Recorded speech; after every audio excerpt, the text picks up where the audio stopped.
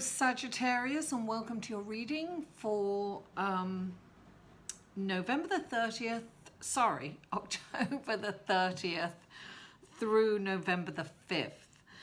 And wow, we have an amazing reading here for you. Now, this is a general reading, Sagittarius. So if you would like a personal, more focused reading for you, then you may contact me. All the information will be in the description box below. This is also for your sun, moon, and rising. So if you want to check out the other readings, the links will be below. And you can get a fuller picture of what's going on with you if you don't want to do the private reading. Some of you looking at this reading before me. Wow. Okay, anyway. Thank you so much for all the love last week on Facebook. I really felt it. Thank you. I would really like to remind you to give me a thumbs up if you like this video. Share if you feel inspired. And if you haven't already, please subscribe. Now, and please don't forget to follow me on Facebook, Twitter, and Instagram. Those links are also below.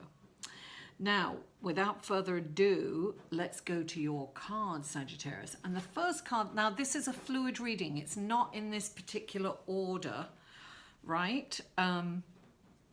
But we have the 10 of Pentacles, which is total happiness, contentedness.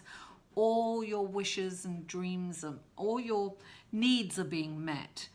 And this is a beautiful, beautiful card. So it's very manifesting, and it's, well, I'm just going to get along with this and then we'll talk about what's going on astrologically in a minute. But this reading is about a lover, a potential lover. Now, this is the Knight of Cups, this beautiful, deep, wonderful, incredibly handsome and wonderful man or woman is coming into your life, right? Now, they may have come in, that you may have known this person in the past.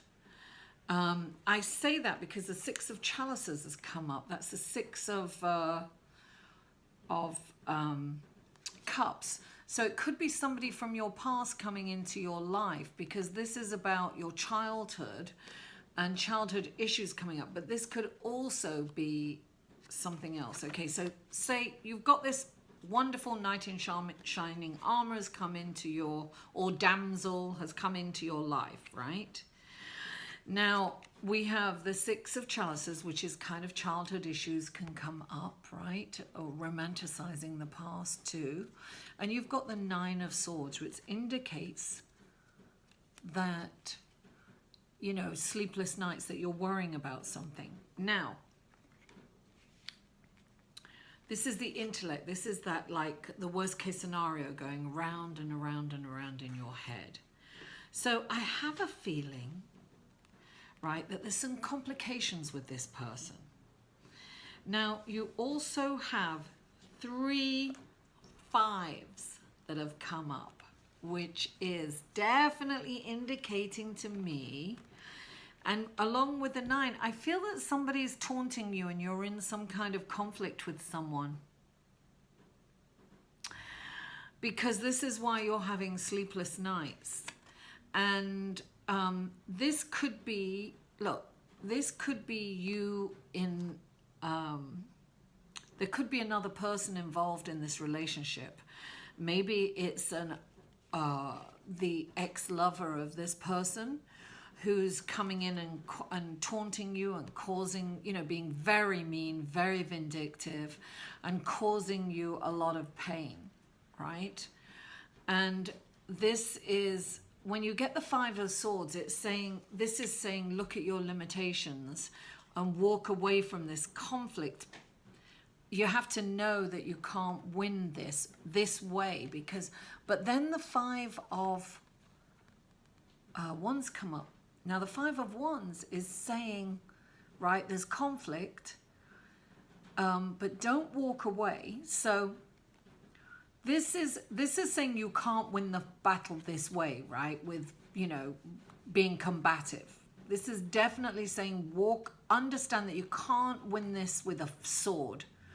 This is not the fight to engage in full battle. This situation is not how you handle it. But when the Five of Wands comes up, it's saying you must address it. You definitely must address it, but you must address it diplomatically and take it on full on, right?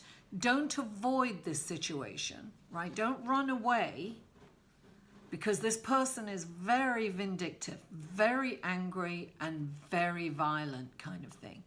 But this is saying, like, know that you can't win that battle that way. You're not going to win it, right? This person will be victorious this time in this kind of battle. But you must address it, but you've got to address it diplomatically. And this is like confront the situation without being confrontational. Be creative about how you're going to deal with it.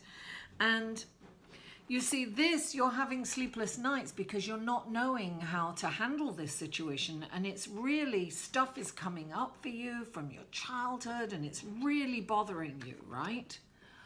But then you've got the Five of Chalices, right? Which is really, and this is really what's going on astrologically, right? This is saying there is something to salvage here.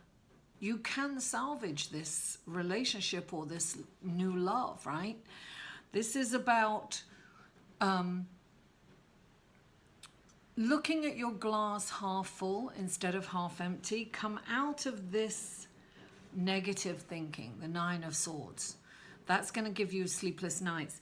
Now, on the 4th of November, we have the full moon in Taurus coming to full bloom. This is a very, very powerful manifesting moon in Taurus. Now, the wonderful thing about this is it's opposing the sun, right? Which can be a little contentious. The sun in Scorpio, which is shining a light on the light and the dark side. Now, this can, okay, so I'm gonna come back to these cards in 1 second, because the sun in Scorpio is about light and dark, right? There's definitely a shadow side in Scorpio, as we know, with the sting, but a beautiful, deeply emotional, wonderful, sensitive side too, right? When the sun is in Scorpio, it's saying, listen, it's shining a light on it, and it's saying, listen, your dark side is definitely coming up in this situation, Sagittarius. We have to love both sides. We all have a shadow side. There's not anyone, not even Mother Teresa. I know she had a shadow side too. I'm sure the story's out there. I don't mean any ill will towards Mother Teresa, but we're humans and we all have a shadow side.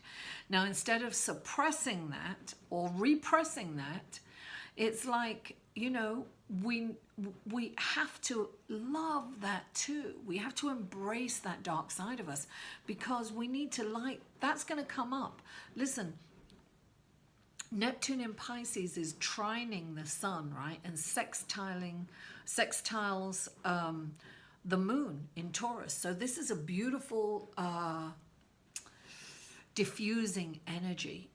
So we've got this beautiful energy around on Saturday, and this is a very important time to focus on your glass half full, not half empty, because we're in this powerful manifesting time. Because I see a really successful, happy relationship if you don't allow the past to taint your future. So don't, you know, this is all about bringing things up from the past. It's about looking at them. It's about releasing them with love. It's healing from any kind of, you know, sexual abuse we've had as children, or any kind of abuse, or any kind of hurtful thing that's happened to us. It's about bringing it up, and it's about releasing it, letting it go, and moving forward. Because if you don't, you know, you will be in this sleepless night and this combative energy. So this, look, it seems to me you're going to have something, or you already are having some kind of issue with someone. And it could be the third wheel, you know, it could be the ex of the knight or the damsel if you're a guy, whatever it is. But I do see the possibility of really, you know, of a happy, contented life if you come at this with a creative way, like handle it. You must handle it. You must handle it head on, you know. Call them up and say, look, I really want to talk about this. I don't want to argue. Let's talk about this. What's happened? Why, you know, you're hurt. I understand that you're hurt. You know, what is the issue here? Maybe we can talk this out. You know, whatever it is, you have to handle this diplomatically. You've got to think of a creative way to do it. And you must think of your cup half full in order to get this happy ending, right? You know, look, the knight came out right next to the 10 of Pentacles, which does mean to me fully contented. You know, this relationship has a chance, but only if you're not mired in your past hurt, right? And you're not coming from a place of defensiveness or distrust, right? So it's up to you, Sagittarius, on how you perceive this. I will say that this full moon in Taurus is like a manifesting oven.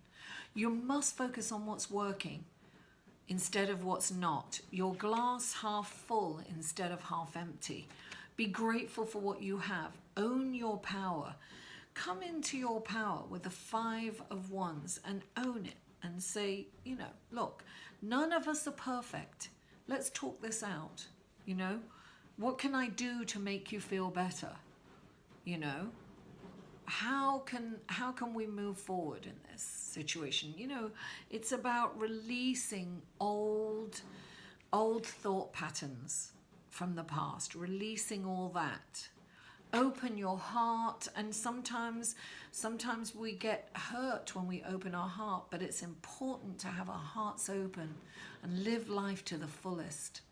You know, it's a wonderful life. You've seen that movie. Sagittarius, thank you so much for tuning in. I love you all. Have a wonderful manifesting week, and I'll see you next week. Take care. For a personal reading, please email Mary at liveinthesolution.com.